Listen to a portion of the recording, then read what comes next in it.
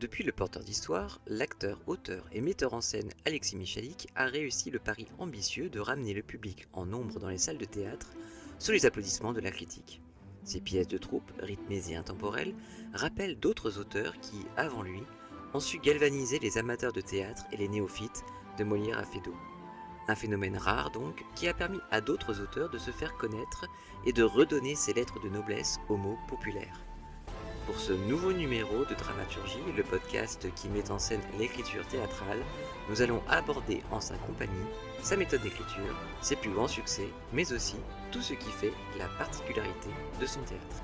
Donc la première fois que je t'ai vu sur scène, c'était dans RLJ, dans le Feu Ciné 13 Théâtre, l'actuel Théâtre Le Pic, une adaptation pour 3 comédiens, dont ton acolyte fétiche Régis Vallée, de Roméo et Juliette. Je crois que tu avais déjà fait avant une adaptation de Shakespeare avec La Mégère apprivoisée, à peu près apprivoisée, c'est ça ? Ouais, c'est ça. Est-ce que c'était ton premier pas dans l'écriture théâtrale ? Oui, alors dès le début, le premier spectacle que j'ai monté, c'était Le Mariage de Figaro, avec mes potes du conservatoire. On est parti à Avignon en 2005 et j'avais déjà adapté, on va dire, fait beaucoup de coupes et puis rajouté des chansons, etc. Et le deuxième, ça a été La Mégère à peu près apprivoisée, puisque en gros, comme c'était du Shakespeare, je m'autorisais, à le retraduire et deux, à le réadapter. Et donc je l'avais vraiment fait à ma sauce. Et puis effectivement, à cette époque-là, je croyais vraiment en les classiques revisités. Donc il y a eu La Mégère, il y a eu Roméo et Juliette et Régie, effectivement pareil, une réadaptation. Et le spectacle d'après, ça a été Le Porteur d'Histoire. Et là, ça a été la vraie première création. Mais j'écrivais déjà pour le théâtre quand j'étais ado. J'écrivais comme ça, j'écrivais des pièces, des romans, des scénarios pour le plaisir, quoi. Mais j'aurais pas imaginé que ça allait devenir mon métier. Et justement, est-ce que tu te souviens de ton tout premier écrit de fiction ? Oui, je devais avoir 13 ans. Je faisais un stage avec un clown, Alain Gautret, et qui, à un moment, nous a dit bah, demain, écrivez-moi une petite scénette pour la lire, quoi. Et tout le monde a écrit une demi-page, et moi, j'avais écrit, je sais plus, 12 pages, un truc comme ça. Je m'étais éclaté. Et à partir de là, j'ai commencé vraiment à écrire sur mon petit Mac Plus, noir et blanc. Et je rentrais de l'école et j'écrivais, je me forçais à écrire 10 000 caractères par jour, juste pour le plaisir d'écrire, quoi. Mais vraiment, je n'avais pas du tout l'intention d'en faire quelque chose. Je savais que je voulais être acteur à 100%, mais j'avais aucune idée que j'allais devenir metteur en scène et encore moins dramaturge. Et justement, on parlait tout à l'heure du Porteur d'Histoire. Je crois que c'était d'abord une version courte. Ça a été une version courte en janvier 2011 au Ciné 13 Théâtre, donc le Feu, le Théâtre Le Pic. Et ça a été en version longue en juillet 2011 à Avignon. Mais j'avais évidemment en tête déjà la version longue, mais j'ai fait la moitié de la pièce, on va dire, dans le cadre d'un festival de création théâtrale. C'était les capsules ? C'était pas les mises en capsule, mais c'était Benjamin Bellecourt qui avait essayé de faire une version d'hiver qu'il avait appelée Les Faits d'hiver. Et donc le concept, c'était de faire des pièces de 26 ou 52 minutes, et j'ai dit bah donne-moi 52 minutes.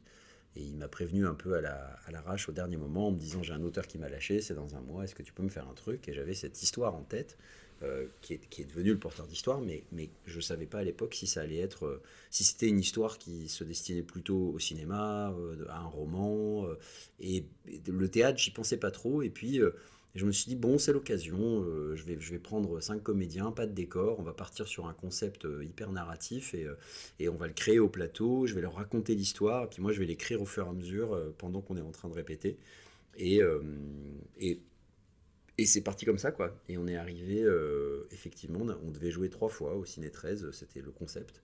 Donc on a joué 3 fois là-bas, la version courte. Et après, on a eu Colette Nucci du Théâtre 13, qui était la directrice du Théâtre 13, qui nous a dit « j'aimerais bien vous programmer ». On a eu les garçons des Béliers Avignon qui m'ont dit bah, « tu veux pas venir à Avignon le faire ?»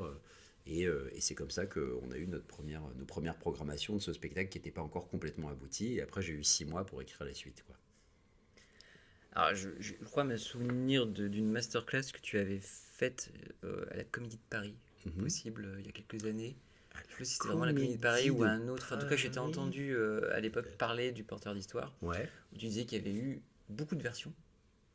Est-ce que comment la journée de ça, comment ça Le s'est passé? porteur, il n'y a pas eu tant Non? de versions que ça. C'est le Ah, je Cercle confonds. des Ah, je illusionnistes, je confonds peut-être pense. deux pièces alors. Le porteur, comme ça s'est fait vraiment dans l'instant, j'avais la pièce dans la tête, mais je l'ai écrite dans un souffle, quoi.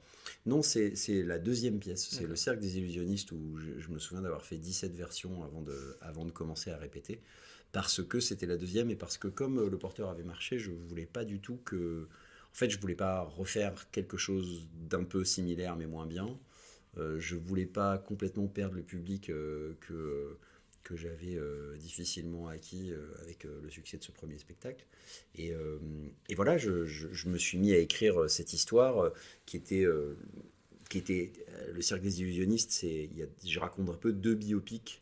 Il y a trois histoires qu'on suit, une qui est complètement fictionnelle qui se passe en 84, une pendant la Coupe d'Europe, une qui est l'histoire de Georges Méliès et une qui est l'histoire de Robert Houdin, qui est un grand illusionniste français. Et Georges Méliès et Robert Houdin ont quelque chose en commun puisque Méliès a racheté le théâtre Robert Houdin où Robert Houdin faisait ses pièces et c'est là-dedans que Méliès a projeté ses premiers films. Donc il y a un peu cette espèce de thème sur l'illusion et le cinéma, et c'est un peu ce que raconte la pièce, les premiers films. Et donc, comme je racontais ces deux biopics, entre guillemets, j'étais pas 100% libre et il fallait que ça se corresponde et que je puisse quand même raconter une histoire qui se tienne. Et donc, c'était assez compliqué. Et au départ, souvent, hein, quand je commence à écrire, je mets tout dedans. J'ai plein d'idées et après, j'ai lag. Et là, c'est pareil, j'avais trop écrit et à un moment, je sais plus, j'ai fait une lecture et je me suis dit, ah là là, c'est trop long, c'est beaucoup trop long. Et le cœur de ce que je voulais raconter, qui était une sorte de théâtre de l'illusion, le pouvoir et l'illusion, on va dire, un moment où Robert Houdin part en Algérie, envoyé par Napoléon pour convaincre les populations indigènes que la magie française est plus puissante que celle de leurs marabouts locaux, qui était vraiment le cœur du spectacle. Je me suis dit, c'est pas l'histoire, ça colle pas avec l'histoire que j'ai envie de raconter. Il faut que je fasse plus simple, il faut que je raconte juste qu'est-ce que c'est que de devenir artiste, etc. Et donc j'ai coupé. Donc il y a eu 17 versions jusqu'à ce que la pièce parte en répétition, quoi. Justement, je m'étais posé la question sur, après le succès du porteur d'histoire, comment c'est de se remettre à écrire? J'imagine que ça a dû être une... Est-ce que c'est une pression ou au contraire on est galvanisé? Ouais, le deuxième, c'est toujours très très dur. Enfin, le deuxième, quand le premier a été un succès, on va dire. Hmm. Parce qu'on se dit, bon, j'ai pas envie de re-rater. La première, en fait, ce que chacun cherche quand il crée, quoi, tout acte créatif, on cherche l'approbation d'un public, quoi. Donc on cherche, d'une manière ou d'une autre, tout le monde cherche le succès. Il y a plusieurs définitions de succès, mais on cherche à avoir une œuvre qui est reconnue, quoi, qui est vue, qui est aimée. Et, euh, et c'est rare que ça arrive à la première, hein. Et de fait, le porteur d'histoire, c'était pas complètement mon premier, puisque j'avais fait déjà des classiques revisités avant, mais c'est vrai que c'était la première pièce que j'écrivais, en tout cas. Donc, suite à ça, suite à cette espèce de succès surprise, complètement surprise, puisque comme je te le disais, on l'a fait à l'arrache pour 3 représentations, ben, il y avait ce truc de, bon, bah, la prochaine pièce, par contre, on va avoir une vraie production, ça va y avoir un vrai budget, tout le monde va être payé, ça va être quelque chose de gros, donc j'ai pas envie de décevoir. Et oui, il y avait cette pression de me dire comment je fais pour me renouveler, ouais, ça a été long et compliqué. Je me souviens d'un jour avec mon ami et producteur Benjamin Belcourt, où j'étais en train de réécrire et je lui dis c'est moins bien que le porteur. Et il me dit, tu sais, on n'est pas obligé de la faire, hein, t'es pas obligé d'y aller si t'as pas envie. Et je dis, si, je suis obligé de me confronter à un deuxième, parce que sinon je vais rester bloqué et je vais me poser trop de questions. Et il y a un côté où l'acte créatif, il doit sortir, quoi. On doit aller au bout du truc. Voilà, il y a des gens qui écrivent et qui réécrivent la même histoire pendant 10 ans et qui se disent mais non mais ça va être super, ça va être super, et puis qui continuent à réécrire et puis il y a des gens qui disent non mais je vais le faire, je vais aller au bout de mon projet, je vais le sortir, je vais le créer, je vais être critiqué, je vais prendre ce qu'il y a à prendre et puis ensuite je vais en faire un autre. Et voilà, mais c'est comme ça que, à mon sens, en tout cas dans ma façon de faire, on avance, quoi. En tout cas, c'était venu assez rapidement parce qu'il y a eu peu de Ouais, temps il y a, finalement entre il y a les... toujours en gros autour de 2 3 ans entre deux pièces. Le porteur c'était 2011, le cercle 2014. Donc il y a eu 3 ans entre la création du porteur et la création du cercle. Edmond c'était septembre 2016, donc presque 3 ans après. Intramuros pour le coup, celui-là je l'avais promis à Colette pour la réouverture du Théâtre 13, et donc du coup je l'ai fait vraiment dans la foulée d'Edmond. C'est la seule fois où j'ai fait ça, où vraiment je l'ai fait dans la même saison théâtrale qu'Edmond. Edmond, c'était en septembre 2016 et Intramuros, c'était janvier ou février 2017. Mais comme les spectacles n'avaient rien à voir, voilà, c'était assez sympa, quoi. Hmm. Mais je dirais qu'à partir le succès du cercle m'a déjà soulagé et apaisé. Et à partir d'Edmond, je me suis dit, bon, voilà, maintenant, je peux me planter. Et donc, quand on se dit, c'est bon, j'ai le droit de me planter, ça nous donne un peu plus de sérénité pour créer sans se dire, mon Dieu, mon Dieu, mon Dieu, il faut absolument que j'assure, quoi. Tu anticipes justement une question que je voulais te poser par rapport à ça. Est-ce que, après toutes ces pièces à succès, ces récompenses, ce public qui répond quand même toujours présent, est-ce qu'il y a une crainte d'une certaine installation ou au contraire, maintenant justement tu dis on peut se permettre de dérouter, et de faire peut-être autre chose que ce que le public attend ou espère? Bah, en général, moi je raconte toujours des histoires, quoi. Donc, en fait, je dévie pas trop de ma ligne créative qui est, ou créatrice, qui est que je raconte les histoires que j'ai envie de raconter. Je raconte les histoires qui me touchent, et j'essaie de me réinventer parce que j'ai pas envie de refaire la même chose deux fois. Je m'ennuie très vite, j'aime pas la routine, enfin, en tout cas pas dans la création. Et, euh, et donc, à chaque fois, je me dis qu'est-ce que je peux faire que j'ai pas encore fait, quoi.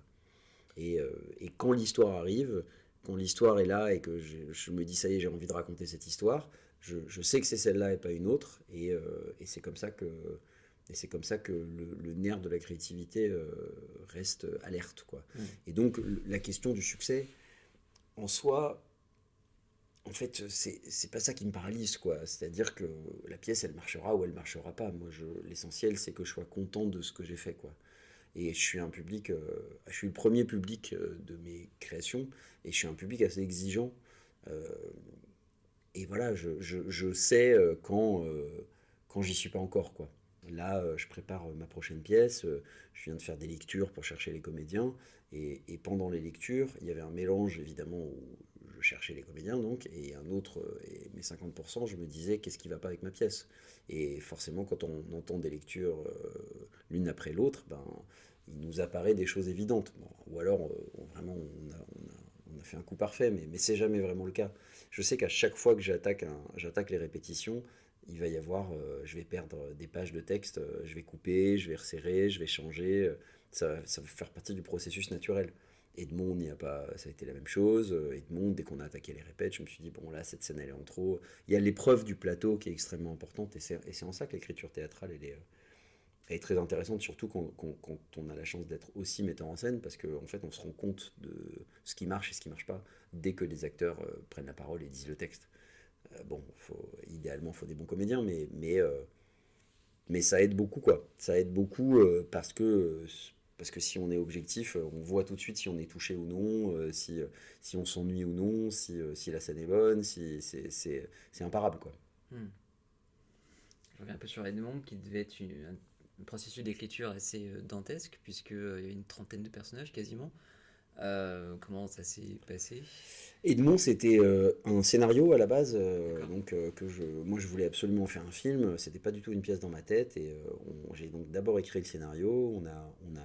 On cherchait des financements, on les a pas trouvés, et puis un jour en allant à Londres voir Shakespeare in Love au théâtre, l'adaptation théâtrale de Shakespeare in Love, je me suis dit mais c'est vachement bien en fait, mais le problème c'est que les gens viennent revoir le film qu'ils ont déjà vu, quoi. Et c'est là que j'ai percuté et que je me suis dit, mais en fait, il faut absolument qu'Edmond ce soit d'abord une pièce. Il se trouve que, à ce moment-là, je venais de faire Le Cercle et Le Porteur, et donc il y avait un momentum où mes pièces marchaient. C'était le bon moment pour pitcher une pièce à 12 acteurs dans un grand théâtre. Et il se trouve que Edmond, bah, ça correspondait parfaitement. Mais c'était pas du tout prévu pour être une pièce à la base, c'était vraiment un film. Et quand j'ai commencé à reprendre le scénario pour l'adapter en pièce, tous les défauts du scénario m'ont sauté immédiatement aux yeux. Des défauts que j'avais pas perçus quand je le projetais en film. Mais tout à coup de l'imaginer en pièce, ben, je savais comment je voulais resserrer mes enjeux, à quels endroits il fallait que j'abandonne tel ou tel personnage, que je coupe ici, que je coupe là, que je clarifie certaines choses pour le public. Enfin, il y avait vraiment... ça a été une évidence, quoi. Et donc, j'ai adapté ce scénario en pièce. En arrivant à une partition pour 12 acteurs, on l'a proposé au Palais Royal, qui ont dit oui, et c'est parti, quoi. Et alors du coup, la bascule, quand c'est redevenu un Bah, scénario, il avait bénéficié du passage au théâtre, quoi. Forcément, c'était idéal, quoi. Le scénario, il y a assez peu de différence entre la pièce et le film en termes d'écriture. C'est vraiment très très proche, puisque je l'imaginais déjà au cinéma, donc ça n'en était que mieux, quoi. Enfin, j'espère. Mais ouais, en termes d'écriture, il n'y a pas eu un énorme travail de réécriture pour passer au scénario, juste il y avait un travail visuel d'imaginer comment le filmer, quoi. C'était plus un travail de réalisateur que du coup, de... tu es reparti sur le scénario de base ou Non, non, non, non, non, non, non, vraiment je suis dans la reparti de la pièce pièce, quoi. ok. Les deux sont très, très, très, très proches. Et est-ce que tu as un processus créatif? Est-ce que tu as une méthode particulière? Combien de temps à peu près tu mets pour écrire une pièce? Pour écrire une pièce, je dirais que, en fait, le processus créatif, il se décompose en plusieurs parties, en partant de l'idée. Euh, Entre le moment où je vais avoir l'idée et le moment où je vais me mettre à écrire, il peut se passer plusieurs années. C'est ce que moi j'appelle la phase de maturation. Pendant cette phase-là, ben, en fait, on a tous plein d'idées, et moi j'ai plein d'idées, et donc je les mets dans un petit tiroir chacune, et de temps en temps j'y repense et je les arrose avec peu d'imagination, et je vois si ça m'amène quelque part. Et bah, pour prendre par exemple la pièce que j'écris en ce moment, enfin la prochaine pièce que je vais créer, j'ai eu l'idée il y a 10 ans au mariage d'un ami à moi, où il s'est trouvé que le rabbin était en retard et qu'ils se sont mariés 6 heures plus tard, alors qu'ils devaient se marier à midi, ils ont fini par se marier à 18 heures. Et donc, tout ce qui s'est passé pendant ces 6 heures, ça faisait vraiment un bon premier acte de pièce de théâtre. Sauf que ça, c'est l'idée. Et après, pour que ça devienne vraiment une pièce avec quelque chose à raconter, ben, il y a le temps qui est passé, je la laissais reposer, puis je la reprenais de temps en temps, puis j'y repensais, puis je la lâchais, puis j'y repensais. Et à un moment, je me suis dit, ça y est, je sais ce que je veux raconter. Et à ce moment-là, en général, je commence à le raconter et à le pitcher à quelques personnes autour de moi. Et en le pitchant, bah, en fait, j'améliore au fur et à mesure ma structure, j'essaie de le raconter de mieux en mieux, et à un moment, quand j'arrive à le raconter, quand je sais le raconter, c'est que je suis prêt à l'écrire. Et là, je m'isole pendant en général 3 semaines. Donc je pars, ces dernières années, je pars en Guadeloupe beaucoup, euh, suffisamment loin de France pour ne pas avoir de distraction, et avec un petit créneau horaire un peu différent. Et une fois que je suis là-bas, je vais au café de 9 h à 17 h pour écrire. Voilà, et je m'astreins à cette discipline. En général, la première semaine, c'est toujours un peu laborieux, il y a toujours le côté diesel, et puis au bout d'un moment, la deuxième semaine, je commence à rentrer dans le flow, et à la troisième semaine, je suis vraiment dans la zone, et je termine mon truc. Donc, et après, une fois que j'ai écrit ma pièce, enfin en tout cas que j'ai écrit la première version de ma pièce, ben, je vais relire et puis je vais envoyer à mes potes ou à mes prods pour qu'ils lisent. Et je vais la laisser reposer pendant un mois ou deux. En général, quand j'ai fini d'écrire la première version de ma pièce, en général, je me dis, bon, c'est pour dans un an.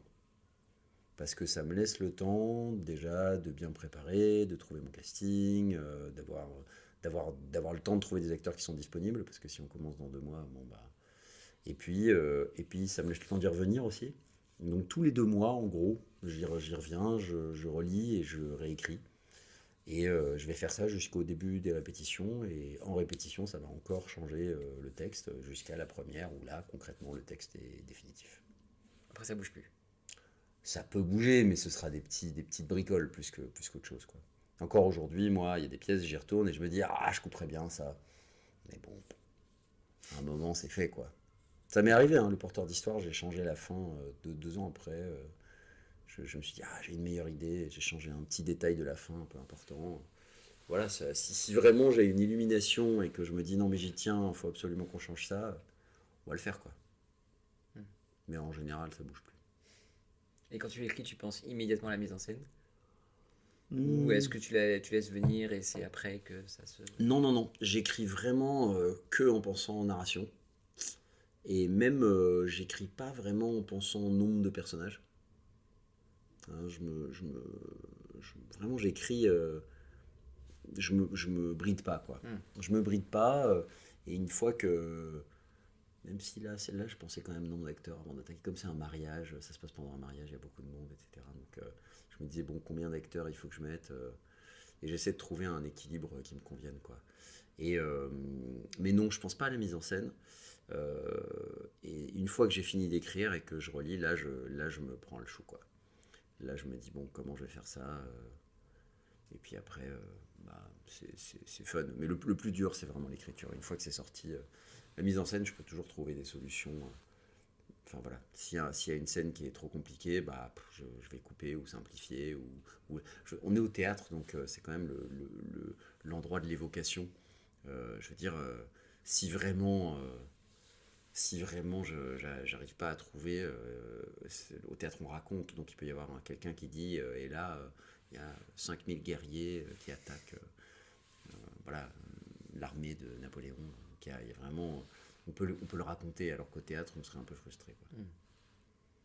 En tout cas, tu te dis forcément, c'est moi qui les mettrai en scène. Tu te dis pas, tiens, un jour, je peux écrire un texte pour quelqu'un d'autre, que quelqu'un d'autre pourra mettre en scène à ma place. Non, ouais, je me dis pas ça. Mais par contre, non, mais je me dis pas ça parce que j'aime bien mettre en scène et puis parce que c'est la partie fun aussi. C'est de... Et puis je pense que mes spectacles, la mise en scène est un petit peu indissociable du texte parce que la façon dont je raconte, ouais, voilà, le côté très narratif avec plein de scènes qui s'enchaînent, etc.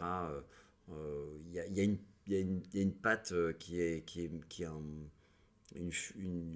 pas une fusion, mais une vraie symbiose entre mise en scène et écriture, je pense. Mais donc je pense pas que j'écrirais pour quelqu'un, mais je suis ravi que les gens s'emparent de mes textes et les mettent en scène, quoi. C'est ce qui est le cas à l'étranger, beaucoup. Forcément, quand on prend, enfin voilà, quand on prend les droits d'une de mes pièces, bah, c'est un metteur en scène local qui va faire ce qu'il veut, quoi. Et aussi, bon, le théâtre amateur aussi, qui me demande beaucoup les droits de mes pièces, et donc ils font évidemment ce qu'ils veulent en mise en scène, quoi. Mais en Ouais, général, ils s'inspirent quand même pas mal de parce qu'on ce peut que je fais. déposer aussi la mise en scène. On peut Oui, dire, tiens, je veux oui. pas que ça bouge non plus. On peut dire, le Oui, texte bouge non, pas, mais la mise en scène non plus.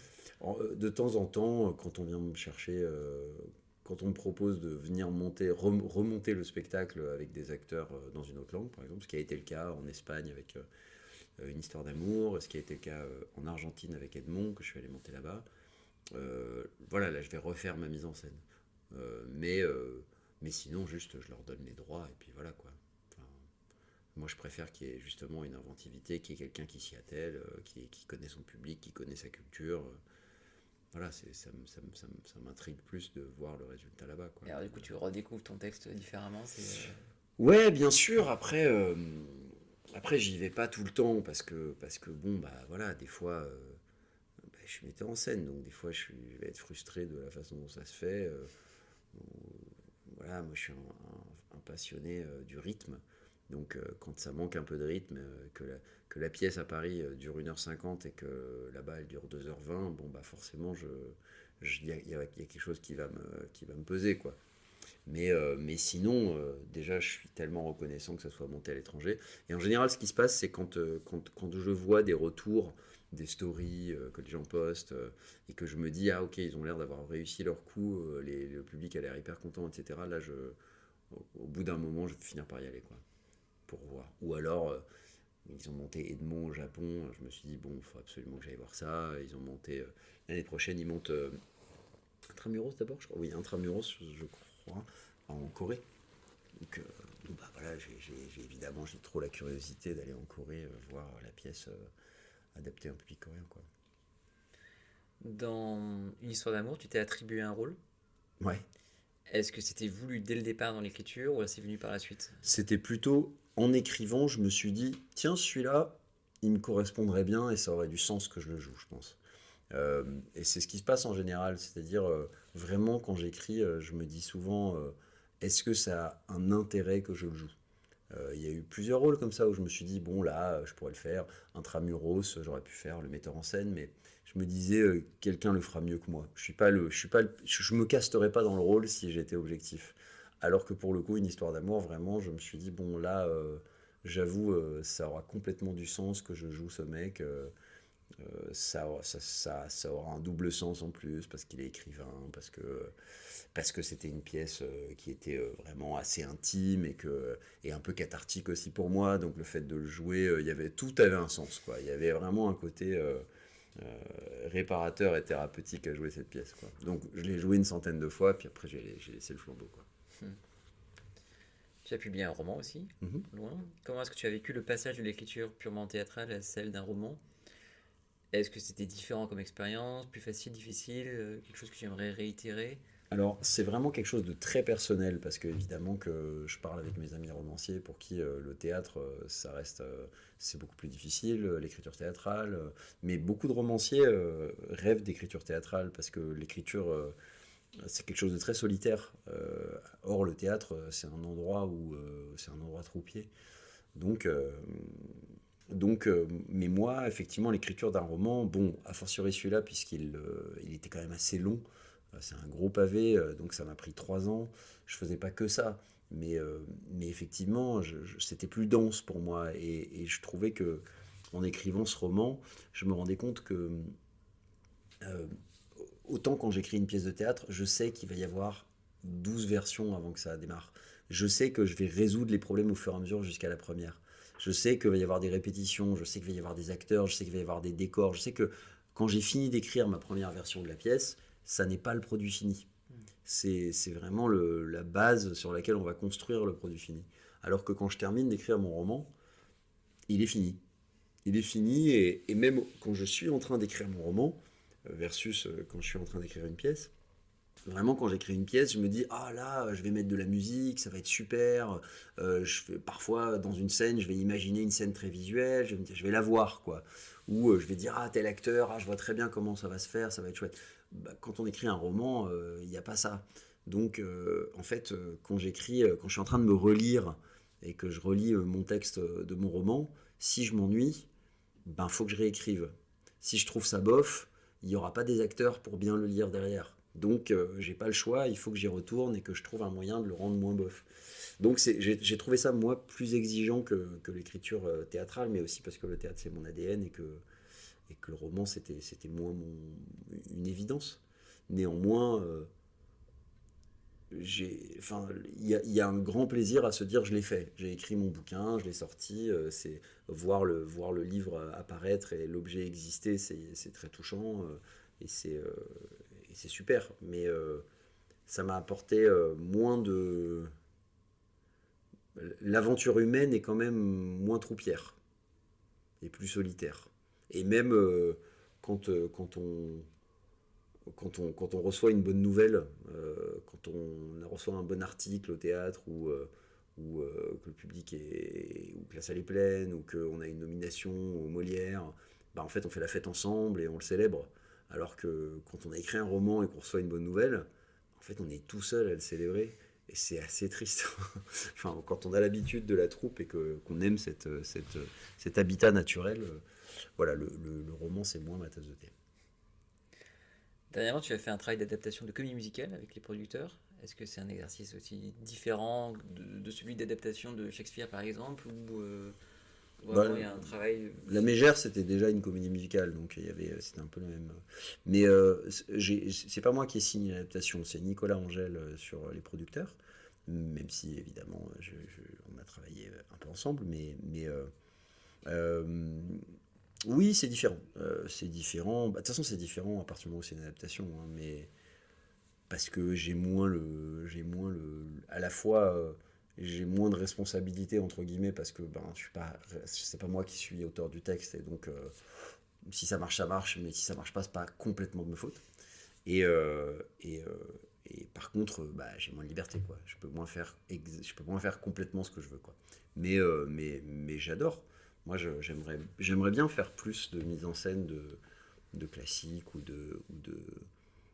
d'œuvres qui sont pas forcément de moi, mais pour ça, je pense que ça a plus sa place dans le public que dans le privé, quand même. Je me vois mal, je vois mal le sens de monter des classiques enfin, c'est vraiment personnel, hein. Ça se fait évidemment et ça se fait très bien aussi. Mais disons qu'aujourd'hui, avec le public qui vient voir mes spectacles, je me dis non, mais non, en fait, il faut que je continue à écrire, quoi.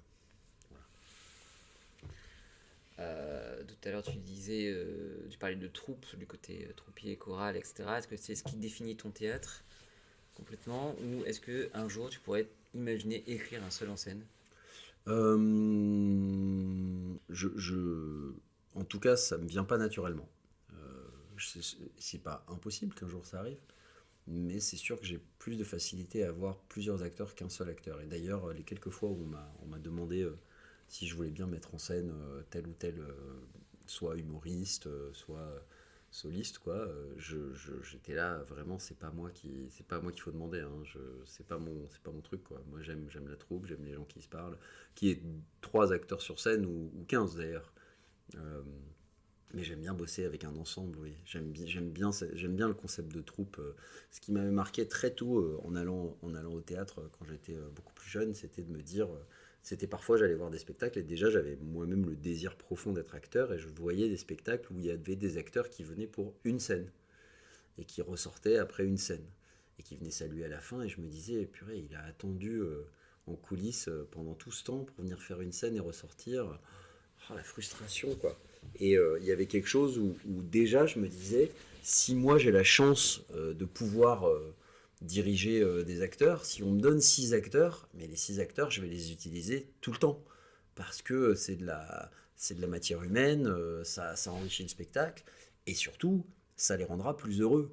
Un acteur, il n'est pas heureux quand il joue pas, quoi. Et je m'efforce à chaque pièce de faire en sorte que tous les acteurs soient nourris de leur rôle et qu'ils n'aient pas la frustration de ne pas avoir assez de texte, quoi. En tout cas, j'essaye.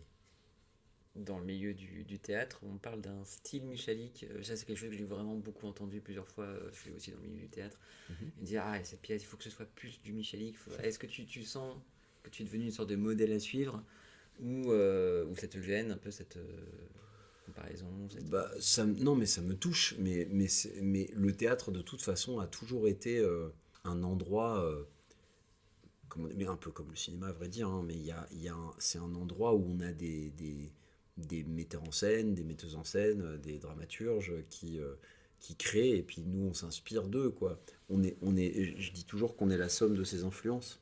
Et moi, mes influences, ça a été Peter Brook, Mnouchkine, Wajdi Mouawad, Sivadier, Deborah Warner, tant d'autres. Et c'est tous des gens où, en allant voir leur spectacle, je me disais, waouh, ça c'est vraiment génial. Et qu'au moment où je me suis mis à créer, ben forcément que j'étais influencé par les choses que j'avais admirées et aimées, quoi. Donc, je pense que voilà, c'est super si j'ai un style. C'est trop cool. Je pense aussi que la différence, ça a été que j'ai commencé à faire dans le théâtre privé une sorte de théâtre, ce que j'appelle le théâtre de lisière, quelque chose qui empruntait un petit peu à la fois à l'esthétique de certains théâtres publics, de Brooke, avec sa simplicité, le tapis, les décors à nu, etc., et les changements, et les grands changements de décors de Mnouchkine qui sont toujours très chorégraphiés, avec une économie de théâtre privé, donc restreinte à un certain nombre d'acteurs par rapport à la jauge, mais en revanche au service d'une narration très cinématographique. Et je pense que cette équation a permis à, à des écritures contemporaines de se projeter dans le théâtre privé, là où auparavant elles étaient réservées au public, et que le théâtre privé c'était un petit peu, entre guillemets, 90% des comédies pour des têtes d'affiche. Et aujourd'hui, j'ai l'impression que il y a de plus en plus de jeunes auteurs, créateurs qui ont leur place dans le privé et que les producteurs eux-mêmes sont en recherche d'auteurs et de dramaturges et de pouvoir les accompagner sur leur spectacle de troupe. Ce qui n'était pas forcément le cas avant le porteur, quoi. Et en fait, ce style de mise en scène, euh, qui est le mien, ce rythme, ces changements de décor à vue, etc., découle entièrement de cette narration, de cette nécessité d'une narration cinématographique, et, et de l'économie, du plafond de l'économie du théâtre privé, en quelque sorte. Euh, à savoir, voilà, tout simplement le principe de l'économie du théâtre public, c'est qu'en en fait, on ne dépend pas du fait que la salle soit pleine pour que le spectacle existe. On dépend d'autre chose. Et donc, on va pouvoir créer des œuvres incroyables, mais dans le théâtre privé, en fait, s'il y a 25 personnes sur scène dans une salle de 200 places, ben, le spectacle ne peut pas exister parce qu'il va perdre des sous avant même d'avoir commencé. Donc, il y a une obligation de penser à une économie plus à taille humaine, on va dire, et que ce soit à tout niveau, au niveau des décors, des costumes, de la création, etc. Et, euh, et du coup, ça nous pousse à une inventivité, mais en soi, que je voyais déjà, enfin que je vois chez Brooke. Hein. Brooke, c'est un théâtre de l'économie, c'est pas des grands moyens dispendieux. Et je trouve que ça traduit beaucoup de son humanité et du fait que là où il plaçait le cœur du théâtre, quoi, plus dans l'humain que dans l'artifice, quoi. Et si on devait définir ton écriture en quelques mots, ça serait quoi? Bah, narrative, ça c'est sûr, cinématographique, je pense, et, euh, et après, j'allais dire rythmé, mais c'est pas vraiment mais ça, si, ça peut se ressentir à l'écriture, mais en tout cas, c'est sûr que voilà, moi c'est souvent des courtes scènes et un enchaînement de beaucoup de courtes scènes qui permettent de soutenir une action. Euh, c'est un peu du théâtre de mouvement qui est théorisé ou inventé par Labiche avec le chapeau de paille d'Italie, où pour la première fois on est vraiment dans une espèce d'action roulante en permanence. Et voilà, moi j'aime bien quand il se passe des choses tout le temps. Donc je pense que c'est aussi du théâtre de mouvement. Quand on est auteur, est-ce que c'est difficile après de se mettre au service des mots des autres quand on redevient purement comédien? Non.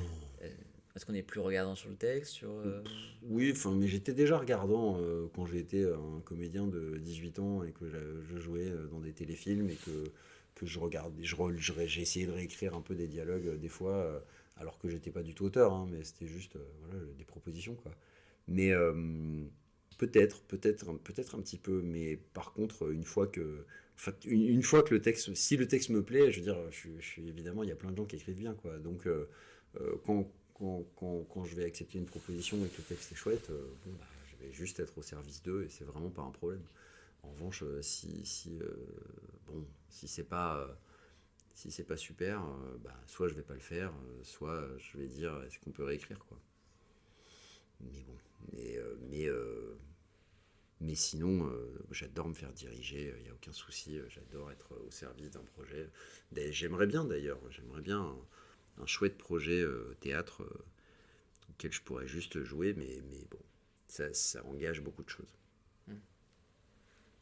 quels sont les auteurs de théâtre de ton panthéon? Les auteurs, bah, tout en haut, il y a Shakespeare. Après, il y a mes classiques de Beaumarchais, Goldoni, voilà, Marivaux peut-être, Anouilh, j'adore. David Mamet, j'aime Feydeau évidemment, les Anglais, j'adore le vaudeville, la biche, même Ray Kounet dans le boulevard, je trouve que c'est brillant. Et puis après, plus contemporain, j'irais chercher Mouawad, hein, j'adore. Et aujourd'hui, j'aime beaucoup la jeune génération, j'allais dire, entre Mélodie Mouret, Ida Sgarzadeh, Sam Valency, Samuel Le Bréquir, qu'on peut trouver dans le théâtre privé. Voilà, il y a plein d'auteurs que j'aime et que j'apprécie.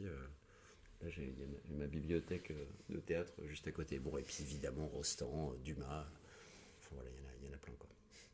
Et enfin, quel conseil pourrais-tu donner aux auteurs qui voudraient se lancer dans l'écriture théâtrale? Euh, J'en ai quelques-uns. Déjà, c'est d'aller beaucoup au théâtre, d'aller beaucoup au cinéma, de regarder beaucoup de films, de lire des BD, d'écouter de la musique, de s'inscrire dans une, de s'inspirer en tout cas d'un maximum de choses, d'arriver à déterminer ce qu'ils aiment et ce qui les inspire. Et puis après de se lancer, quoi. Après de se lancer, de commencer à écrire, d'écrire. En fait, quand on me demande des conseils pour comment faire pour écrire, en général, je dis bah faut écrire. faut se mettre à table et il faut commencer à écrire, et puis après il faut réécrire, puis après il faut réécrire, puis après, etc., etc., etc. Et c'est vrai que voilà, l'écriture, quand on me dit, mais oui, mais moi j'ai du mal à écrire, bah oui, mais il fait un moment, il faut que ça sorte, quoi. Donc soit on se fait violence et on écrit quelque chose, soit ça sortira jamais, quoi. Personne ne peut le faire à votre place, quoi. C'est vraiment l'écriture, c'est quelque chose qui tient de la discipline et de la rigueur et de l'astreinte, quoi. Il y a quelque chose où on doit se... Personne ne nous demande d'écrire, quoi. Voilà. Merci Alexis. Merci. Cet entretien a été réalisé le 25 mars 2026. Je remercie encore Alexis Michalik pour sa disponibilité et le temps qu'il m'a accordé. Vous pouvez retrouver la plupart de ses pièces à Paris et en tournée en France et à travers le monde. Je vous dis à bientôt pour un prochain numéro de dramaturgie. En attendant, allez au théâtre et lisez-en, ça peut être très intéressant.